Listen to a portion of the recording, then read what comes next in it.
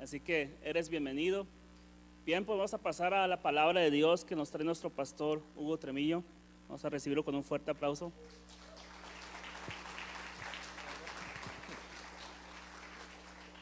Muy buenas tardes. Quisiera comentarles que el día de ayer tuvimos los bautizos, tuvimos 36 personas bautizadas, entonces estuvo bastante bien. Hubieron matrimonios, familias completas bautizándose, varones y mujeres, entonces estuvo muy bien y esperamos que la próxima vez que tengamos bautizos, si no se ha bautizado, se haga el compromiso de hacerlo. Va a ser el 31 de diciembre, así es que no se crean, esos valen doble, ¿no? El doctor aquí los va a bautizar. ¿Dónde está el doctor? ¿Dónde quedó ahora el doctor? En su casa, está bien, vamos a orar por el doctor. Bien, vamos a entrar en la enseñanza, está titulada Palabras de Vida Eterna, está basada en el capítulo 6 de San Juan, versículos 60 al 71, y por fin vamos a terminar el capítulo 6, ya llevamos bastante tiempo, ya son como 7 enseñanzas que este capítulo tan extenso nos ha ofrecido. Es el versículo más largo del libro de San Juan, uno de los más largos del Nuevo Testamento. Y como es tan largo, hemos visto diferentes pasajes y vale la pena que nos tomemos un momento para recapitular este cierre de este capítulo, que es lo que ha sucedido. Tuvimos la alimentación milagrosa de las 5,000 personas, más de 5,000 personas, solo estaban contabilizando hombres, con tan solo 5 panes y 2 peces. Él era el almuerzo de un muchacho y el Señor tomó ese almuerzo, lo multiplicó y alimentó gran multitud de personas. Y todavía dice las Escrituras que sobraron 12 canastos, 12 cestos con pan y con peces. En este mismo capítulo vimos a Jesús caminar sobre las aguas del mar de Galilea. También vimos a Pedro dar 2-3 pasos y hundirse, pero esa es otra historia que vimos. También después de todo esto, al día siguiente de la cena milagrosa, la gente buscó el desayuno milagroso, ¿no? Porque ya les había gustado la idea de comida gratis. A lo que cuando vio la multitud Jesús queriendo más comida, Jesús les contestó que Él era el pan de vida y que si querían vivir eternamente debían comer su carne y beber su sangre. En eso nos quedamos. Aquí es donde tomamos nuestra últimos 11 versículos con esta última aseveración de Jesús, que para poder tener vida eterna, para poder entrar en el reino de los cielos, tenían que comer su carne y beber su sangre. Y lo tomamos desde el versículo 60, dice: al oír estas palabras, muchos de sus discípulos dijeron: dura es esta palabra, ¿quién la puede oír? No es que era difícil de escuchar, sino era difícil de recibir. Muchos dijeron: dura es esta palabra, ¿quién la puede oír?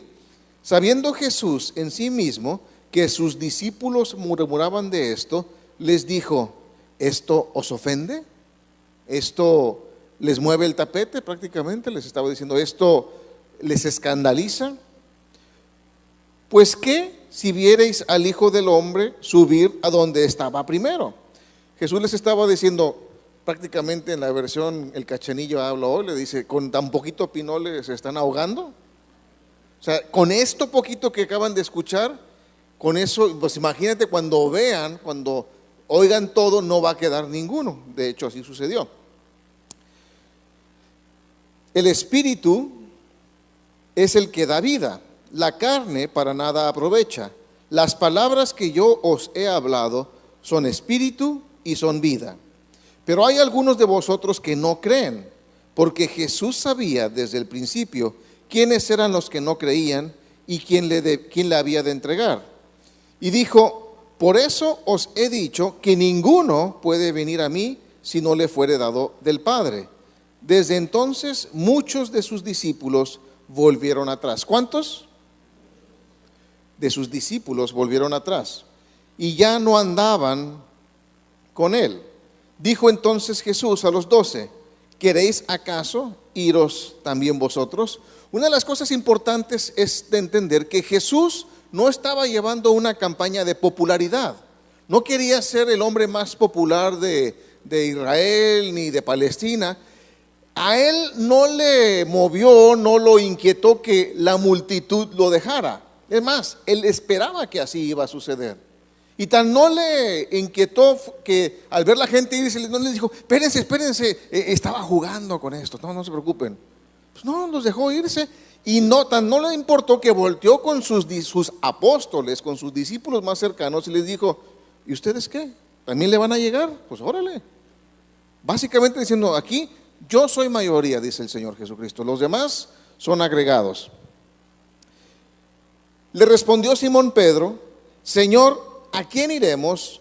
Tú tienes palabras de vida eterna, y nosotros hemos creído y conocemos que tú eres el Cristo, el Hijo del Dios viviente. Jesús les respondió, ¿no os he escogido yo a vosotros los 12? ¿Y uno de vosotros es diablo? Hablaba de Judas Iscariote, hijo de Simón, porque este era el que le iba a entregar y era uno de los 12. En este pasaje podemos ver algunas cosas muy interesantes. En el versículo 60 y 61 vemos la palabra ofender. La palabra ofender realmente es en griego la palabra escandalizo. De ahí sacamos nuestra palabra escandalizar. Entonces, cuando leemos se ofendieron, pues como que no lo entendemos bien porque pues a mí no me ofende eso. Pues eso no me ofende. Pero cuando lo entendemos en el contexto de que se escandalizaron, que lo escucharon de una manera que era tan diferente, que rompía la norma, que dijeron esto no lo podemos recibir y no podemos formar parte de este escándalo, que un hombre diga que tenemos que comer su carne y beber su sangre, así es que se fueron. Entonces la palabra es que se escandalizaron de lo que Jesús estaba diciendo. Ahora, mucha gente hoy en día se escandaliza de la palabra de Dios. Mucha gente se ofende por la palabra de Dios. Y no por eso no deja de ser verdad. Simplemente nosotros hemos cambiado, mas la palabra de Dios nunca cambia. ¿Qué fue lo que los escandalizó? Palabras duras, palabras difíciles. Las palabras duras son difíciles de tragar, difíciles de pasar, difíciles de masticar, en sí, difíciles de aceptar. ¿Nunca les ha tocado esas pastillas que parecen para caballo, ¿no? Que dices, ¿y esto por qué me lo tengo que tomar yo? No, pues es que es para que te pongas bien, y te las pasas y aquí tienes como un día con él, todo sientes la sensación. Bueno, así es a veces la verdad de la palabra de Dios. Es difícil de pasarlo, de aceptarlo, de asimilarlo. Ahora, la verdad, dice el dicho mexicano, no peca, pero incomoda. Si tú has leído la Biblia y nunca te has escandalizado, nunca te has sentido retado, permíteme decirte que la estás leyendo mal. La palabra de Dios, más pronto que tarde, te va a confrontar con verdades que tú tienes y te va a confrontar con la verdad del universo, la verdad eterna. Ahora, los que tienen un corazón del reino, porque repito, todos vamos a ser confrontados, los que tienen un corazón del reino de Dios, que están propensos al Señor, reciben la palabra por muy dura que ésta sea. Porque tienen un cuadro, tienen una forma de pensar, una cosmovisión de decir, la palabra de Dios es cierta.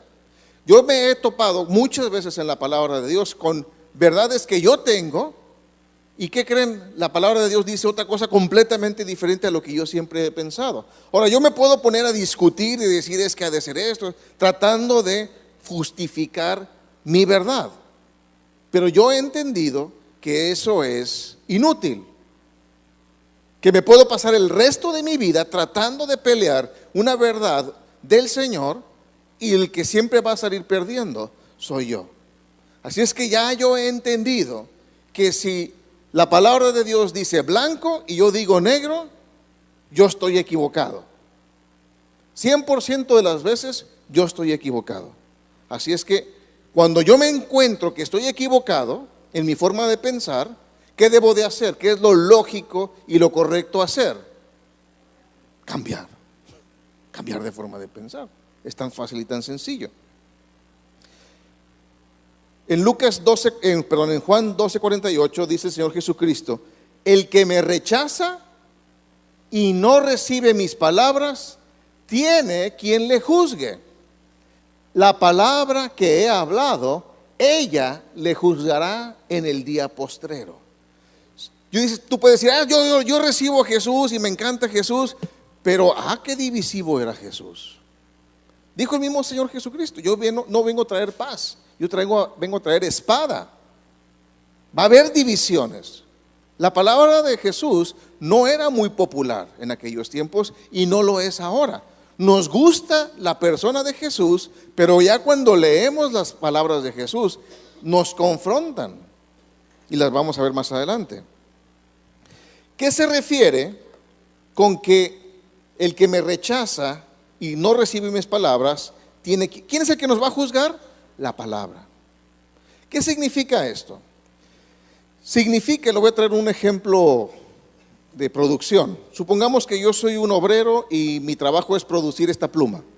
Y yo la agarro en una mañana y digo, bueno, voy a producir la pluma que tengo que hacer. Y para poderla producir, yo tengo una hoja de procedimientos, una hoja de especificaciones, ¿de acuerdo?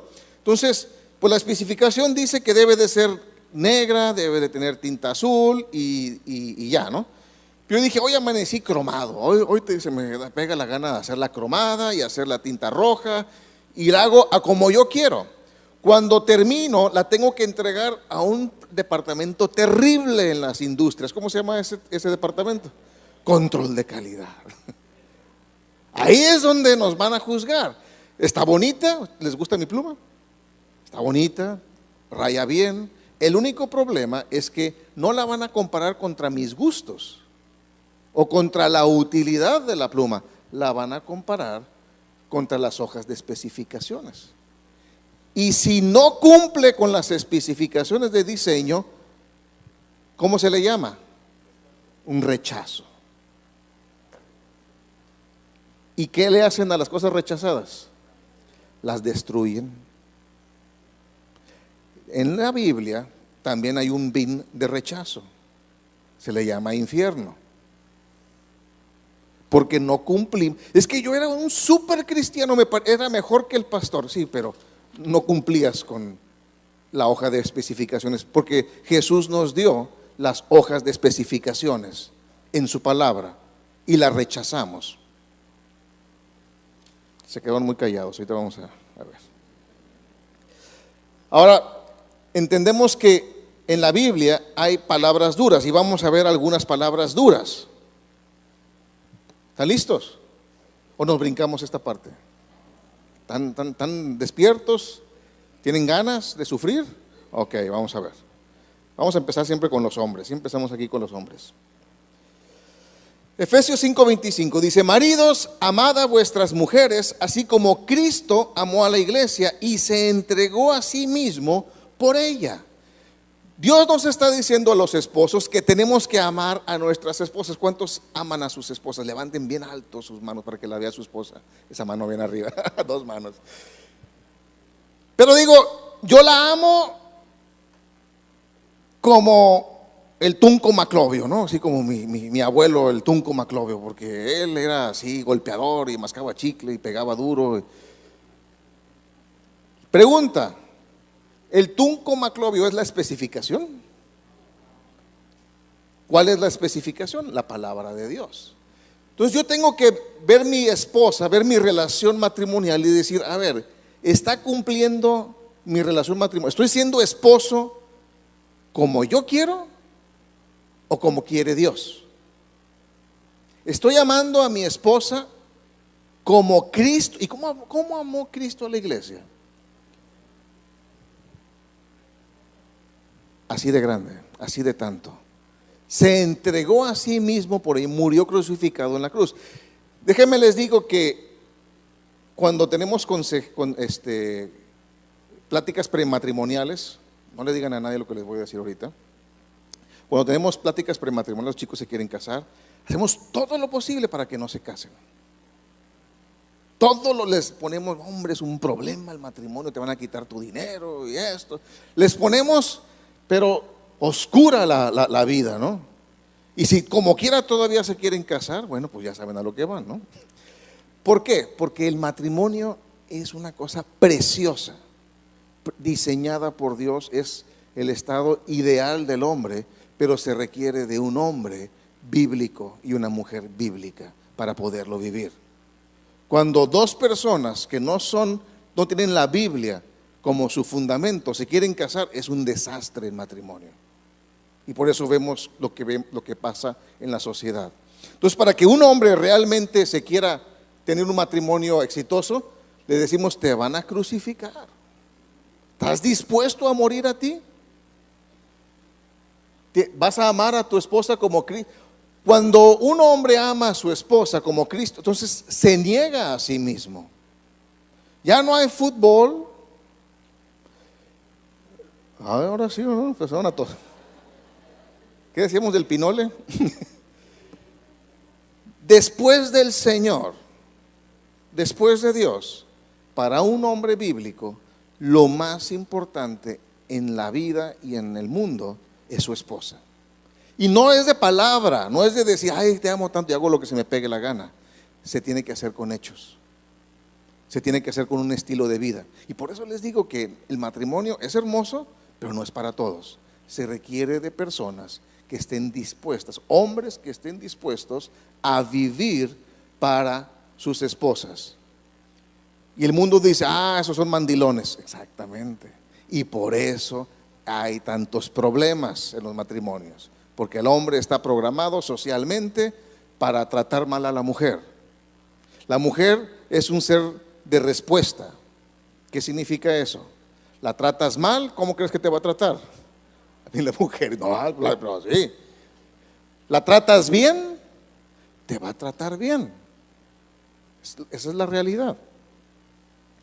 Y estamos programados socialmente para tratar mal a las esposas. Y es que por eso tenemos tantos problemas en el matrimonio. ¿Nos quedamos aquí o le seguimos? Síguele. No se preocupen, dicen en mi pueblo que lo que es parejo no es chipotudo. Así es que seguimos con Efesios 5:22. Las casadas estén sujetas a sus propios maridos. ¿Cómo? Es que mi abuela era revolucionaria, era Adelita y se fusiló a sus primeros 3 maridos. Pues sí, pero no era bíblica. Un esposo bíblico necesita una esposa bíblica. Ahora, yo sé que algunos ya están poniendo cara de repechaje y están diciendo, esto me ofende. Íbamos a bodas y un amigo mío que no era creyente decía, es que me ofende tanto que digan que la mujer se tiene que sujetar al marido. ¿Te ofende? Pues es la palabra de Dios. Sí, pero me ofende. Bueno, pues que se te pase la ofensa, ¿no? Las casadas estén sujetas ¿a quién? ¿A quién? ¿A quién? A sus propios maridos. No al pastor, no al pastor que ven en YouTube, no al líder de la disciplina, no es más que a su marido. Pero mi marido es un filisteo impío. Pues ahí no dice que a sus propios maridos si son buena gente o son billetudos o son bien cristianos. Simplemente le deja, si es tu marido, sujétate a él. Pero es que no conoces a mi marido. Pues no lo quiero conocer tampoco, pero ahí dice, sujétate a tu propio marido como y yo me someto a ti. La Biblia dice que me someta a ti. Así es que si tú me quieres aquí, yo aquí me voy a quedar. Y van a ver que poco a poco, al ver a Cristo en sus esposas, ellos se van a acercar al Señor. Pero cuando la esposa dice, ya me voy porque tú eres un impío y te vas a quedar ahí pudriéndote y yo me voy a ir a mi esposo que es el Señor, él sí me ama, no que tú.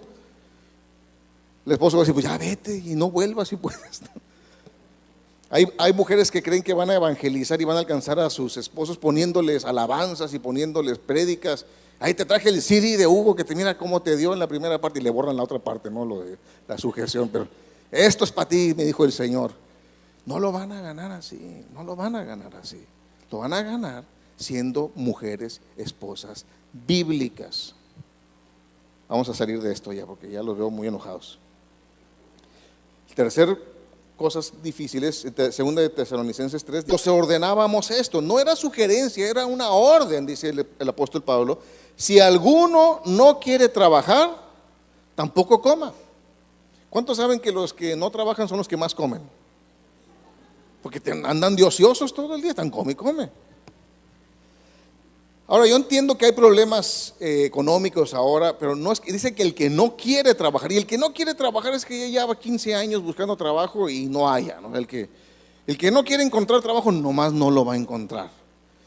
Y hay un fenómeno que está sucediendo en nuestro país que se le llama el fenómeno del nini, que es el joven que ni estudia ni trabaja. Entiendo que hay problemas económicos, entiendo que hay problemas en las escuelas, pero el joven tiene que trabajar, aunque sea en la casa. Todas las personas que están en una casa tienen que tener responsabilidades y obligaciones en la casa. Hay recámaras de jóvenes que son un foco ecológico de alerta ahí, bueno. Hay cosas muertas que quién sabe cuántos tienen, pizzas que ya le están saliendo ojos. Entonces tienen que limpiar su cuarto, ayudar en los quehaceres de la casa, nada más por el hecho de que están viviendo en esa casa y son parte de esa familia. No se vale que mamá y menos que papá tenga toda la responsabilidad de la casa, es compartida entre todos. Tienen que ponerle ahí en unas tablas de piedra ahí todas las 400 responsabilidades del hijo, para cuando esté dormidote, ahí están tus responsabilidades, le dejan caer la losa esa. Y así como tenemos el nini, tenemos un nuevo fenómeno que se llama el ninini, que ni estudia, ni trabaja, ni es joven. Y mire cómo es el que más come también. Así es que son duras las palabras, sobre todo si no estamos trabajando. En Efesios 6:5 dice: siervos, hablando en tiempos modernos de empleados, obedeced a vuestros amos terrenales con temor y temblor, con sencillez de vuestro corazón, como a Cristo. Tenemos que, como a Cristo, no sirviendo al ojo, como los que quieren agradar a los hombres. Entonces, el empleado cristiano tiene que ser el mejor empleado que tenga esa compañía, a fuerza, a fuerza. Tiene que ser el más honrado, el más respetuoso, el más puntual, el que está más comprometido con la empresa, el que está haciendo más trabajo en equipo. Alguien me preguntó: Hugo, ¿cómo debo de ser como empleado cristiano? Dije, bueno, pues podemos hacer una lista muy grande, pero en resumen, si tú eres un empleado cristiano, el momento en que tú salgas de esa organización o de ese departamento, que tus jefes digan: tráiganse otro cristiano, porque qué bárbaro, este cuate era inteligente, era sabio, era prudente, era todo eso. Desafortunadamente la mayoría de las veces no sucede así. La mayoría de las veces ya no traigan cristianos, son chismosos, andan ahí con que disque orando por la gente, pero realmente andan esparciendo chismes. Entonces, tenemos que ser realmente temerosos de eso. Llega el jefe y le dice: ¿por qué no estás trabajando? Dice el cristiano: no le vi llegar, jefe. Si avisa cuando va a venir, me pongo a trabajar, si no, pues ¿para qué? Colosenses 3:20 dice: hijos, obedeced a vuestros padres. ¿En qué? ¿En qué? ¿En qué? En todo, porque esto agrada al Señor. Hay personas, hay chicos que obedecen más a su discipulador porque le da más por su lado que a sus papás. Si el papá dice no, es no y se acabó. Tan fácil y tan sencillo. Obedeced a vuestros padres. Un chico llegó hace años conmigo y me dice: es que me quiero tatuar mi versículo de vida, ¿no? Ah, mira qué bueno me saliste, ¿no? Qué cristiano, qué espiritual. Dije: bueno, ¿qué te parece si mejor te tatúas el Salmo 119 en la espalda, ¿no? Así todo, hasta los tobillos. No, pastor, te sale muy caro. Yo te lo pago, no te preocupes. No sé, hablo en serio. Bueno, yo también, pero ¿qué dicen tus papás? No, pues dicen que no quieren. Pues ahí está la respuesta. Si tus papás dicen no, es no. Sí, pero es que son cero cool mis papás. Pues no te preocupes, tú tampoco eres muy cool que digamos. Así es que, no, pero ¿quieres agradar a Dios? Obedécelo. Si no, estamos aquí jugando a la iglesita. Tú juegas a que eres cristiano y yo juego como que soy pastor. Porque yo te tengo que decir las verdades como son. Y me decían, es que en otra iglesia les permiten ponerse aretes y tatuarse. Les dije, bueno, pide la dirección de esa iglesia y que te digan exactamente cómo llegar para que allá te vayas. Porque aquí los servidores no van a estar así tatuados ni nada. Los chicos de abajo están con un paso de la rebeldía y nada más que alguien se pare a cantar con un arete y estos se van completamente a la calle. Así es que no. Y si tus papás dicen que no, pues es menos todavía. Los padres tenemos el deber de formar un carácter manso en nuestros hijos. Tenemos que crear un carácter que sea enseñable a nuestros hijos. Padres de familia, no permitan que sus hijos les falten el respeto a ustedes, por ningún motivo, porque si ustedes permiten que sus hijos les falten el respeto a ustedes, que son la primera autoridad, cuando salgan a la vida, les van a faltar el respeto a las demás autoridades y ellos no van a ser permisivos como ustedes. Van a pagar el gran precio de no haber sido disciplinados en la casa. Así es que no permitan que sus hijos les falten el respeto. Teníamos el caso del doctor Spock, sí existió, era un psicólogo de los años 70, fue el que escribió el libro de No le digas no a tus hijos, porque los vas a traumar y los vas a limitar. Toda una generación, de hecho mi generación, crecimos con que no se nos podía decir que no. En el año 2008 aproximadamente, el doctor Spock escribió su segundo libro titulado Me equivoqué. Su hijo cometió suicidio porque nunca le dijo que no. Y cuando salió a la vida y la vida le dijo que no, no lo sabía manejar. Él creía que se merecía todo y como la vida es dura y hay que trabajarle, no pudo manejar el reto que era echar adelante las cosas y se pegó un tiro. Y él dijo, me equivoqué. Padres de familia, lo escribió así, disciplinen a sus hijos porque si no, la vida los va a disciplinar de una manera sin amor. Así es que no permitan, padres, que sus hijos sean irrespetuosos con ustedes. Punto número 6. Obedeced a vuestros pastores y sujetaos a ellos, porque ellos velan por vuestras almas como quienes han de dar cuenta, para que lo hagan con alegría y no quejándose, porque esto no os es provechoso. Pudiéramos sacar una enseñanza aquí completa nada más de este versículo, pero probablemente el apóstol Pablo está diciendo, obedezcan a vuestros pastores y sujétense a ellos. ¿Qué significa sujetarse a ellos? Que lo que les dice el pastor, eso es, salvo que sea algo antibíblico o doctrinalmente fuera de lugar, pero lo que a mí me ha pasado en algunas ocasiones es que hay cristianos preciosos, los cristianos, pastor, cómo lo estimamos, venga acá, venga para allá, todo está increíble hasta que les llamas la atención. Les llamas la atención en algo y la cabeza les empieza a girar así en 360 grados. Se ponen verdes y se les sale espuma por aquí, espuma por acá y se van de la congregación. ¿Por qué? Porque el pastor tuvo la osadía de ser pastor, de llamarle la atención. Y nosotros tenemos que hacerlo, llamar la atención cuando vemos algo malo. Dice, ¿por qué? Porque nosotros vamos a dar cuenta por ustedes. Yo voy a dar cuenta a Dios por lo que yo les enseño. Si yo les enseño, es que todo es maravilloso, todo es bien bonito, Dios, todo, ustedes se merecen todo bien, y cuando les vaya mal y tengan problemas y yo vaya a la presencia de Dios, ¿no les enseñaste la palabra de Dios? Por eso estamos yéndonos capítulo por capítulo, pasaje por pasaje y versículo por versículo, para que tengan toda la idea del Señor, y yo descanso de que ya les dije todo lo que tenían que escuchar. Ya cada quien tomará sus decisiones personales, pero yo tengo que dar cuenta por ustedes. Y fíjense lo que dice Pablo, aquí hay que entenderlo bien. Dice, para que lo hagan no ustedes, sino los pastores, para que hagamos nuestro trabajo con alegría y no quejándose. Hay pastores, a mí no me sucede ni a nuestro pastor Aurelio, pero hay pastores en otras congregaciones que se quejan tanto de las ovejas. Es que esto, es que no me hacen caso, es que no parecen ovejas, parecen chivas.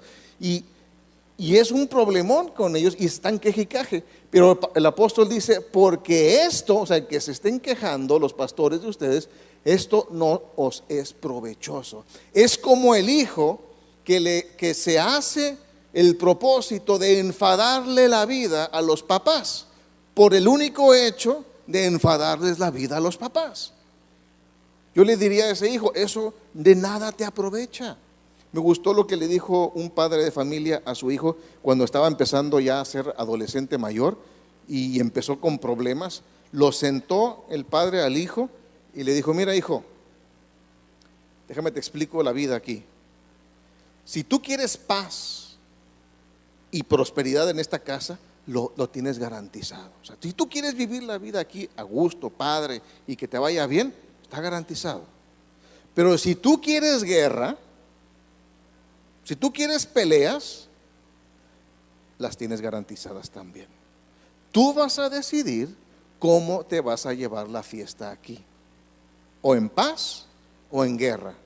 Y yo estoy para las dos. Tú decides qué quieres. Y el muchacho sabiamente dijo, no, pues vamos a llevar la fiesta en paz. Ok, entonces obedece y yo te voy a bendecir. No obedeces y te voy a hacer la vida miserable aquí. Y la llevó bien. ¿Son palabras duras? Sí lo son. Y por eso muchos discípulos se alejaron. ¿Cuántos? Y cuando decimos muchos, son más de la mitad de los discípulos se fueron, no pudieron resistir esta palabra. Un pastor en Estados Unidos, bueno, todo un estudio en Estados Unidos, ya ve que los de Estados Unidos estudian todo y hacen estadísticas de todo. Ellos dijeron, después de mucho análisis, determinaron que en las congregaciones de Estados Unidos, más de la mitad de los que asisten los domingos no son cristianos. Son asistentes, pero no son cristianos. El asistir a una congregación no te hace cristiano. Simplemente te da un lugar donde pasar una hora el domingo, pero no te hace cristiano. El ser cristiano es cuando recibes a Jesús y recibes su palabra y eres transformado, y lo vamos a ver aquí. Entonces hubo dos grupos: los que se alejaron en ese momento, porque Jesús tenía simpatizantes, eran los que andaban, no hay comida, vámonos, no hay nada. Los seguidores como que, híjole, ya va a empezar a hablar, no, mejor vamos a ver el fútbol, vámonos. Los discípulos, los que lo seguían, que entendían más, pero al oír lo que Jesús decía aparte acerca de su carne y de su sangre, se alejaron, la mayoría, y sus 12 apóstoles. Todos titubearon, nada más que los apóstoles y algunos discípulos se quedaron. Pero al final, cuando Jesús fue crucificado, todos se fueron, apóstoles, no apóstoles, lo que se quedó el Señor en la cruz solo. ¿Por qué? Porque se escandalizaron. Y vamos a ver las palabras de vida eterna. En la Reina Valera, que es la versión que a mí me gusta mucho de la Biblia, el texto original el texto que leemos, palabras de vida eterna que dijo Pedro, o sea, ¿a quién iremos? Tú tienes palabras de vida, está equivocado.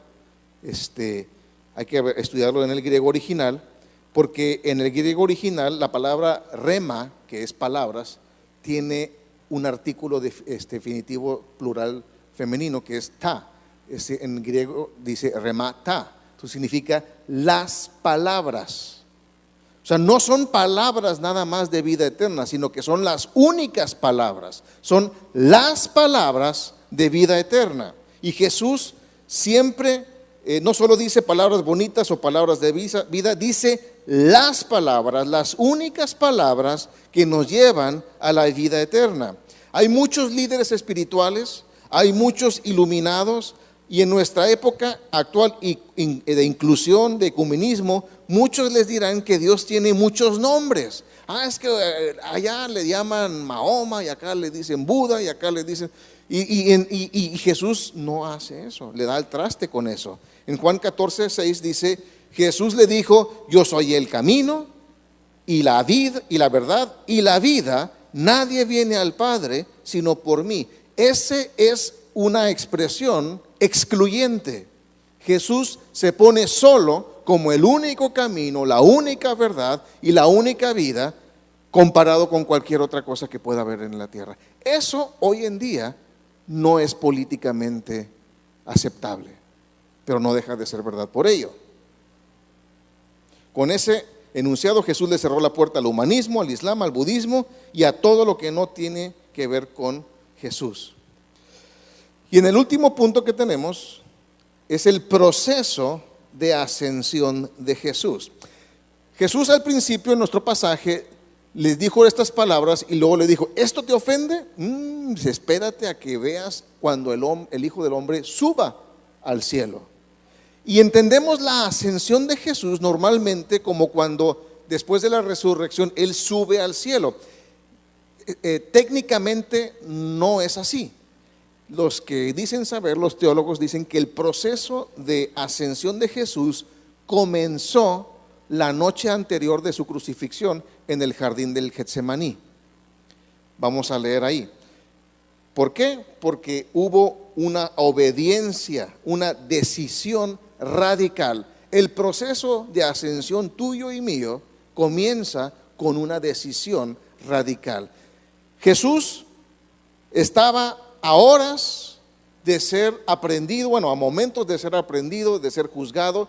Su cuerpo físico iba a ser entregado a hombres terriblemente malvados, satánicos, que lo iban a lacerar, lo iban a humillar, lo iban a escupir, lo iban a blasfemar, lo iban a golpear, lo iban a crucificar, lo iban a matar. Y aparte de todo eso, el que nunca conoció pecado iba a hacerse pecado, porque mis pecados, tus pecados y de todos los que han vivido en la vida iban a estar sobre Jesús.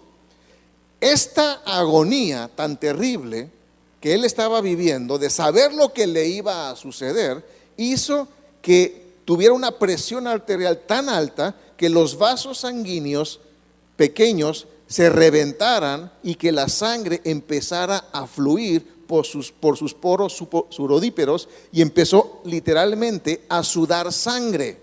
Era tal la agonía que estaba viviendo el Señor Jesucristo. Era tal la situación de él. Si yo supiera, Hugo, supiera que eso iba a pasar conmigo mismo, yo también estaría bastante alterado. Y oraría al Señor, pero la verdad, yo oraría, Señor, guárdame, manda una legión de ángeles que me cuiden. Y estaría haciendo ese tipo, pero fíjense la oración del Señor Jesucristo. Por eso digo que es una decisión radical. Tú y yo necesitamos tener una decisión radical de seguir al Señor Jesucristo. Jesús oró diciendo, Padre, si quieres. ¿Quién manda ahí? El Padre. Padre, si quieres, pasa de mí esta copa, todo lo que les acabo de decir que le iba a venir, pero no se haga mi voluntad, sino la tuya. Eso es una decisión radical. Eso no lo vemos hoy en día en las iglesias. Yo oigo a la gente orar y Señor, tú vas a hacer así y tú vas a hacer esto y tú lo vas a hacer así. ¿Y quién está mandando ahí? El que está orando. Rara vez oigo que digan, Señor, si tú quieres, sánalo, porque si quieres te lo puedes llevar. Nunca oramos así. Hágase tu voluntad. Eso es una decisión radical. Yo creo que ahí es donde dice los pastores de Estados Unidos que dice, hay pocos cristianos en las iglesias porque pocas personas toman esa decisión radical. Esa decisión radical dice, yo estoy contigo, Señor, si las cosas van bien y si las cosas van mal. Porque muchos cristianos son cristianos mientras las cosas vayan bonitas. mientras todo vaya saliendo bien. Pero el momento en que las cosas van mal y oramos y no cambian, no, pues esto no sirve, yo mejor me voy, estaba mejor en el mundo. No es una decisión radical, no están comprometidos completamente con el Señor. Como los chicos judíos que los iban a meter al horno de Nabucodonosor, dijeron: Dios tiene el poder para salvarnos, y aunque no nos salve, no nos vamos a inclinar ante tu idolito. No, así que nos quememos, nos quemamos, pero no, ellos tuvieron una decisión radical. Y la pregunta que quiero que te hagas a ti mismo: ¿tienes una decisión radical hecha por Jesús? ¿O es circunstancial? Mientras no me cueste nada, aquí estoy. Si algo me cuesta, espérenme tantito, regreso unos 4 años. Eso no lo puedo contestar yo, solamente lo pueden contestar ustedes. Después del jardín del Getsemaní vino la crucifixión de Jesús. Y eso significa que debemos de sacrificar los deseos de nuestra carne. En Mateo 16:24 dice: entonces Jesús dijo a sus discípulos: si alguno quiere venir en pos de mí, ¿qué tiene que hacer? Niéguese a sí mismo y tome su cruz y siga. ¿Qué significa negarse a sí mismo?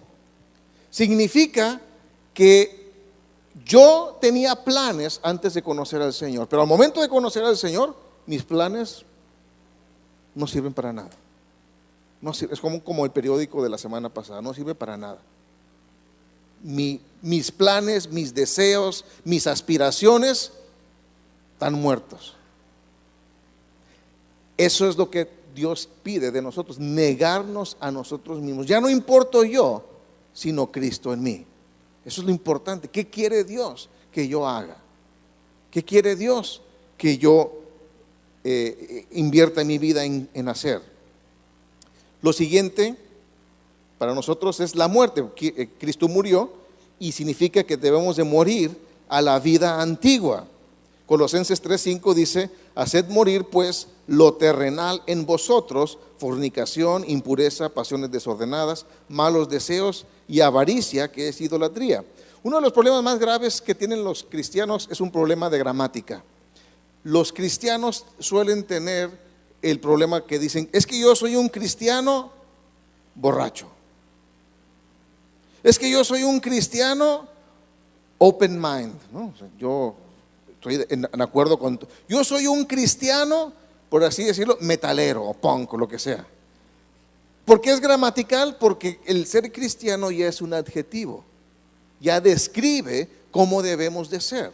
Y si le agregamos otro adjetivo, como soy un cristiano que vive con su novia, pues ya es otro adjetivo que le estamos poniendo. Al momento de ponerle un adjetivo a cristiano, estamos diciendo es que Cristo es open mind, es que Cristo es metalero, es que Cristo, ¿me explico? Porque el cristianismo, el ser cristiano me define como seguidor de Jesús. Y hay dos tipos de cristianos: los cristianos que son cristianos y los cristianos que se hacen los cristianos.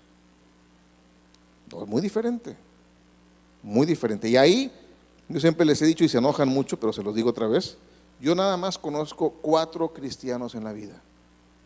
Yo, mi esposa y mis 2 hijos. De ahí afuera cada quien responderá por sí mismo. Cada quien sabe si es cristiano de verdad. ¿Cómo decimos? Si camina como pato, si habla como pato, ¿qué es? Es un cristiano haciéndose pato, ¿no? Entonces, tenemos que vivir realmente como Cristo y dejar la vida atrás. A veces digo que tenemos que morir a la vida antigua. Ya lo que pasó antes, ya quedó atrás, estás muerto. Esa persona ya no existe y tiene que vivir esta nueva vida, porque después de la muerte del Señor Jesucristo vino la resurrección, que significa una nueva vida para nosotros. En Efesios 4:23 al 24 dice: y renovaos en el espíritu de vuestra mente y vestíos ¿de qué? Del nuevo hombre. No puedes decir: es que el nuevo hombre te salió igual de borracho que el antiguo. No, porque ahora dice que es creado según Dios en la justicia y santidad de la verdad. Aquí tengo que entrar en una nueva vida, hacer cosas diferentes, no para cumplir con un programa a fuerza, sino porque ya soy una nueva persona. Y después de esto viene del Señor Jesucristo la ascensión al cielo, al reino de Dios. Viene el reino de Dios en nosotros. En Mateo 13, 31 y 32 dice, otra parábola le refirió el Señor Jesús diciendo, el reino de los cielos es semejante al grano de mostaza, que un hombre tomó y sembró en su campo, el cual a la verdad es la más pequeña de todas las semillas, pero cuando ha crecido es la mayor de las hortalizas y se hace árbol, de tal manera que vienen las aves del cielo y hacen nido en sus ramas. No salió ahí lo último, pero en sus ramas. ¿Qué significa esto? Que el reino de Dios en mi vida comienza con una decisión, una semilla que se planta en mi corazón. Y si yo esa semilla la cuido, la nutro, la fomento, dice que empieza a crecer y se empieza a hacer un árbol que extiende sus ramas a todas las áreas de mi vida. De pronto, el reino de Dios empieza a extender sus ramas en mi matrimonio. Antes era un patán con mi esposa, ahora soy un hijo del reino de Dios en mi matrimonio. Vivo de acuerdo al reino de Dios.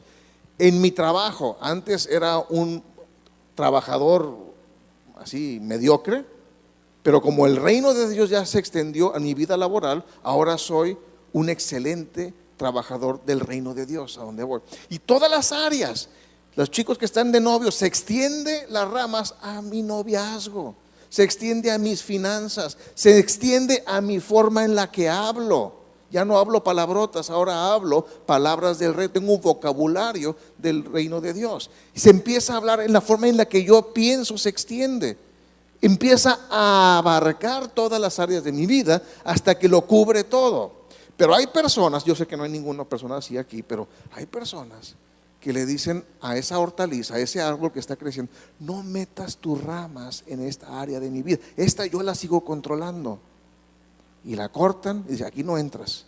Y no te metas en mi noviazgo, yo aquí, yo sé cómo se hace esto, yo soy chico que soy de mundo, yo sé cómo se hace esto. Y cortamos la rama del reino de Dios.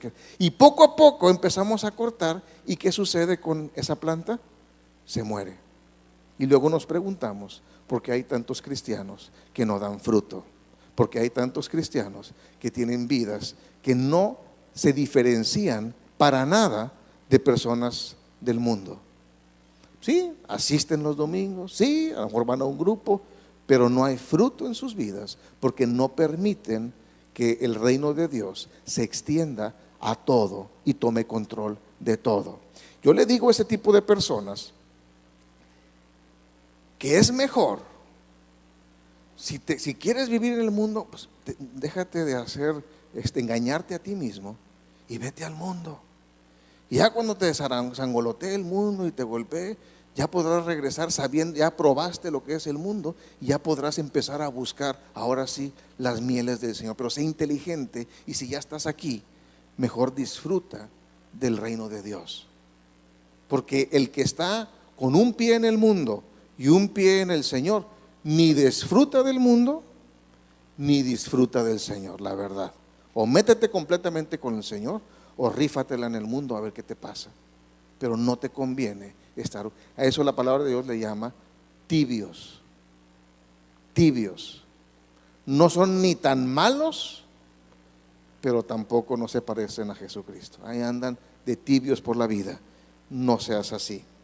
Como conclusión, la palabra de Dios es perfecta. La palabra de Dios es verdad. La palabra de Dios es vida eterna. Y muchas veces la palabra de Dios va a estar en conflicto con mi forma de pensar, mi forma de creer y mi forma de hacer las cosas. Lo que determina qué tipo de cristiano soy es cómo resuelvo ese conflicto entre la verdad y mi forma de pensar. Si yo me someto a la palabra de Dios, voy a ser un cristiano bíblico completamente. y voy a cosechar el fruto de eso. Si soy un cristiano que tengo conflictos y trato de razonar y trato de racionalizar y trato de hacer mi voluntad a pesar de lo que la palabra de Dios diga, voy a ser un cristiano que voy a tener una vida miserable y le voy a hacer la vida miserable a quienes me rodean. Y mi consejo para quienes estén en esa condición es: déjense de jugar y sométanse a la completa voluntad del Señor para sus vidas. Dejemos de jugar. Vamos a orar. Señor, gracias, Padre, por tu palabra. Yo te pido por cada persona que está en este lugar, Señor, aquellos que estén con un pie en el mundo, con un pie en ti, Señor, que tu Espíritu Santo les dé la fortaleza, Señor, la sabiduría y el discernimiento para ver el peligro en el que están, Señor. No solo de tener una vida con problemas en el mundo, sino aparte de todo, tener una vida estéril espiritualmente, Señor. Porque después de esa vida estéril viene la apostasía, Señor. Padre, yo te pido que cada persona que esté en ese peligro, Señor, que tome la decisión radical de creerte completamente a ti, Señor. Que nos hagamos como niños y recibamos tu reino completa y enteramente.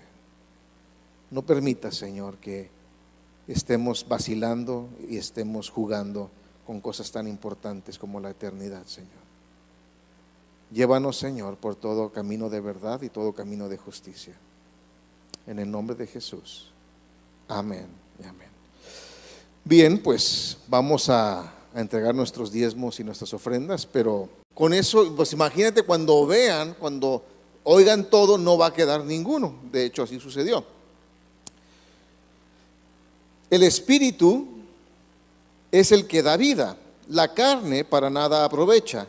Las palabras que yo os he hablado son espíritu y son vida. Pero hay algunos de vosotros que no creen, porque Jesús sabía desde el principio quiénes eran los que no creían y quién le había de entregar. Y dijo: por eso os he dicho que ninguno puede venir a mí si no le fuere dado del Padre.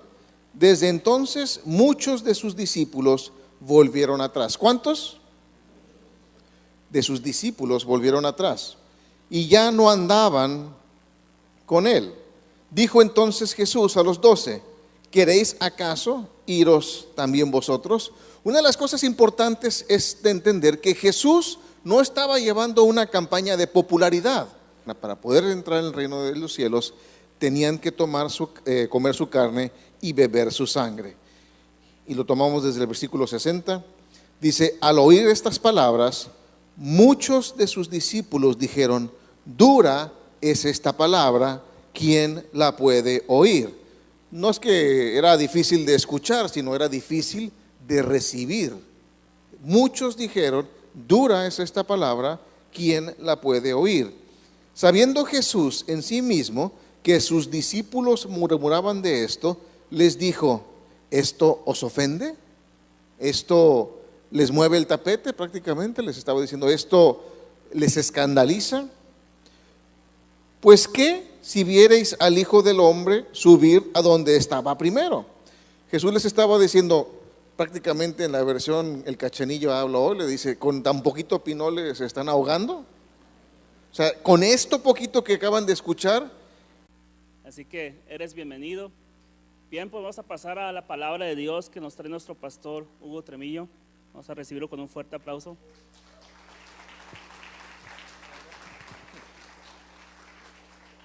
Muy buenas tardes. Quisiera comentarles que el día de ayer tuvimos los bautizos, tuvimos 36 personas bautizadas, entonces estuvo bastante bien. Hubieron matrimonios, familias completas bautizándose, varones y mujeres, entonces estuvo muy bien y esperamos que la próxima vez que tengamos bautizos, si no se ha bautizado, se haga el compromiso de hacerlo. Va a ser el 31 de diciembre, así es que no se crean, esos valen doble, ¿no? El doctor aquí los va a bautizar. ¿Dónde está el doctor? ¿Dónde quedó ahora el doctor? en su casa también. Vamos a orar por el doctor. Bien, vamos a entrar en la enseñanza. Está titulada Palabras de Vida Eterna. Está basada en el capítulo 6 de San Juan, versículos 60 al 71. Y por fin vamos a terminar el capítulo 6. Ya llevamos bastante tiempo, ya son como 7 enseñanzas que este capítulo tan extenso nos ha ofrecido. Es el versículo más largo del libro de San Juan, uno de los más largos del Nuevo Testamento. Y como es tan largo, hemos visto diferentes pasajes y vale la pena que nos tomemos un momento para recapitular este cierre de este capítulo, que es lo que ha sucedido. Tuvimos la alimentación milagrosa de las 5,000 personas, más de 5,000 personas, solo estaban contabilizando hombres, con tan solo 5 panes y 2 peces. Era el almuerzo de un muchacho, y el Señor tomó ese almuerzo, lo multiplicó y alimentó gran multitud de personas. Y todavía dice las Escrituras que sobraron 12 canastos, 12 cestos con pan y con peces. En este mismo capítulo vimos a Jesús caminar sobre las aguas del mar de Galilea. También vimos a Pedro dar 2-3 pasos y hundirse, pero esa es otra historia que vimos. También después de todo esto, al día siguiente de la cena milagrosa, la gente buscó el desayuno milagroso, ¿no? Porque ya les había gustado la idea de comida gratis. A lo que cuando vio la multitud Jesús queriendo más comida, Jesús les contestó que Él era el pan de vida y que si querían vivir eternamente debían comer su carne y beber su sangre. En eso nos quedamos. Aquí es donde tomamos nuestra últimos 11 versículos con esta última aseveración de Jesús, que para poder tener vida eterna